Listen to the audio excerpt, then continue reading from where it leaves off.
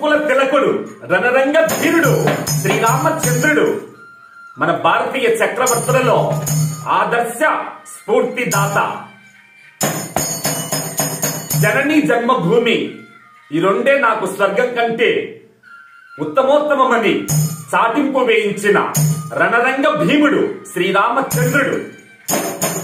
అలాంటి శ్రీరామచంద్రుడు పుట్టిన పవిత్ర భారతదేశం కాబట్టి ప్రతి భారతీయునికి శ్రీరామచంద్రుడు ఆదర్శమూర్తి.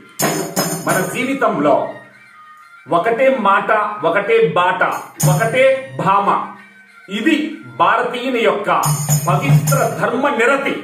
మిత్రమా, ఇలాంటి భారతీయుని యొక్క వారసునివై నువ్వు పుట్టడం, పవిత్ర ధర్మాన్ని కట్టుబడి జీవించడం, ఇదే నీకు నడిచే దివ్య వైకుంఠ పదవి. జై భారత్.